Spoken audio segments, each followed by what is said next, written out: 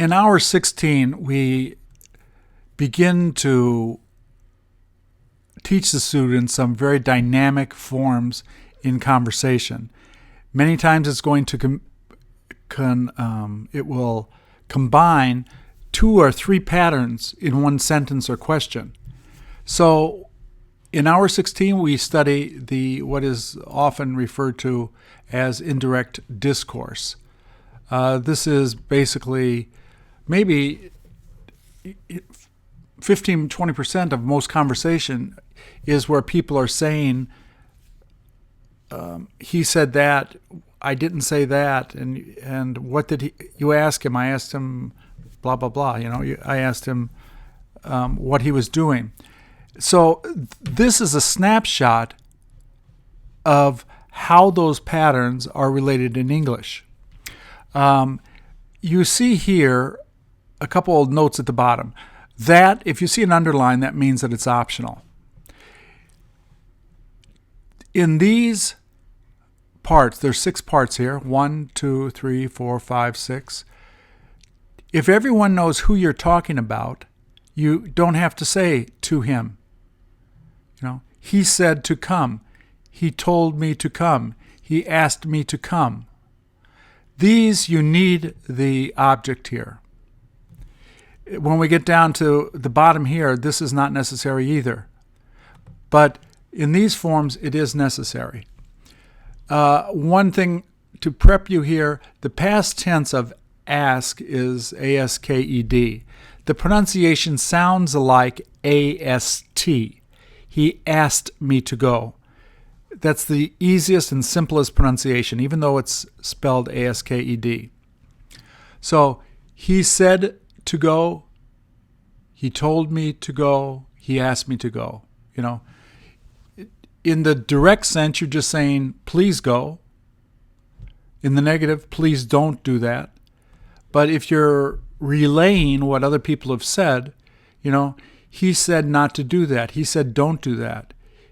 She told me not to go. He asked me not to play with the kids. This also is the positive and the negative. I said let's go. I said let's not go, let's don't go. In these 2 forms here, ask is not used, as you see. I asked him let's go, it doesn't sound right. So I would, with the students, practice this by just asking a variety of questions. The question always involves do, did, will, don't, didn't, won't, because am, should, would, can, could is not found in the sentence form, as you see here. So, did you ask him to go? They would say, I asked him to go. Did he tell you don't study? He told me don't study. Did he say let's have a picnic? He said let's have a picnic. Did she tell him let's not do that? Yes, she said let's not do that. So these are the relatively easy part of it. When we get to the 5th section here, that is optional, and these are sentences. Now, up to now, we've studied 15 lessons. There are at least 100 patterns that we've learned up to now. All of those patterns can fit here. Once again, to him, if everybody knows who you're talking about, not necessary. So just listen. Listen to this. He said he wants to go. He said he likes to go. He said he feels like going. He said he's thinking of going. He said he's supposed to go. He said it's all right to go. He said he feels terrible. He says it's difficult to go. He says he used to go. He says he looks forward to going.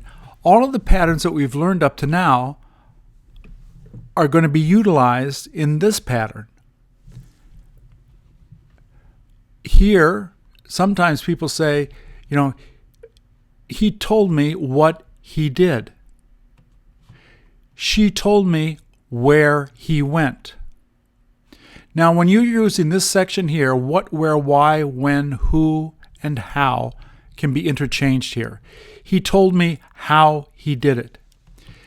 With this portion here, This, I tell him, usually always sounds the best. You can say he said what he did, but he told me what he did is, it sounds to me a little bit more fluid, more natural. But sometimes you will hear he said where she went, but this sounds better. He told her where she went. So I would make up questions like, did he say he had to go?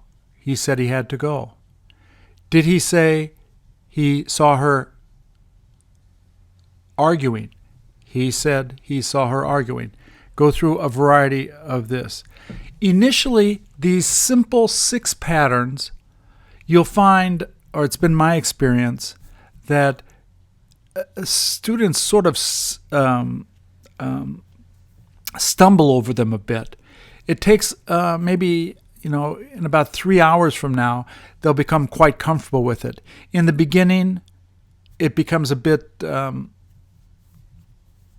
awkward for them, and you'll see them hesitate a lot with it. Just bear with it. Since it's used so much in conversation, they have to get used to it. In our practice sessions, which we'll show for the homework, they can practice a great deal. In this bottom section here is she asked him, it's either if or whether in a sentence. She asked him if he could go. She asked him whether he could go. They are the same. Now, in my book, I also put here, you can also have a question.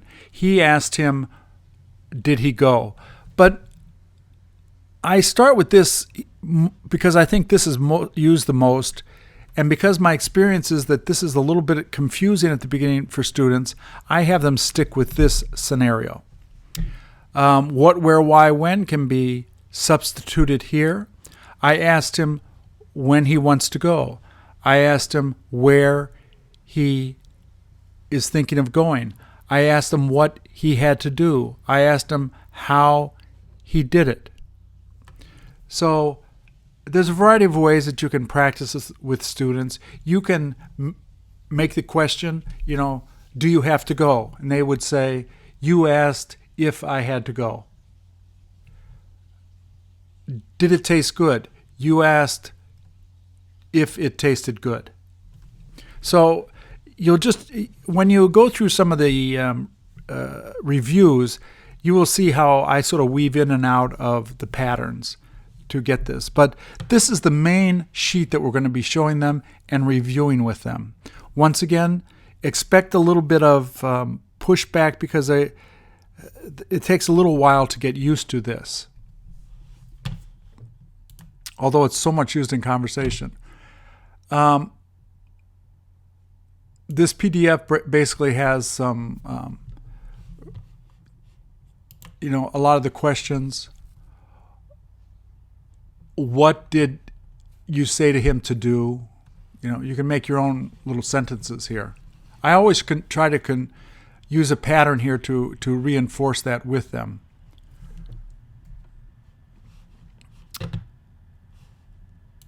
This PDF here, I put in here just because I want to show you how patterns, let me see if I can make this bigger.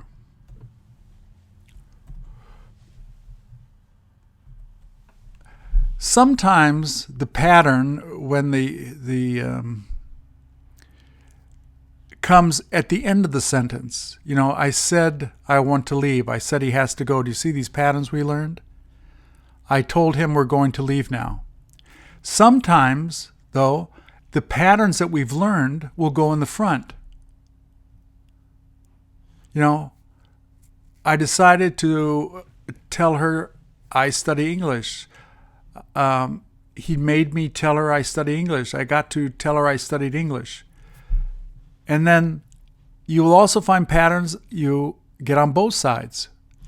I had the chance to tell them she isn't able to do it. It's all right to tell him he had a hard time getting up. They can't tell them it sounded stupid. What you're going to find here is that the patterns that we learned can either go at the end, They can go at the beginning, or they can be found on both sides. That's what makes this pattern a little difficult to get used to. We've got to help the students become comfortable with it. This is just the same exact patterns if you have only a group of Korean students that it has the exact Korean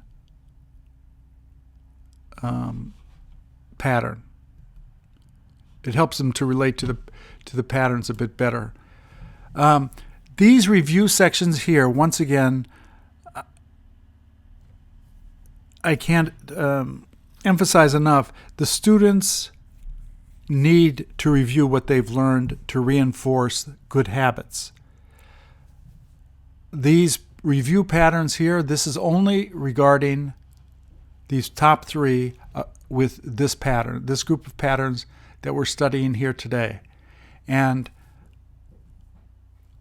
you may want to, it's not coming up here, but you may want to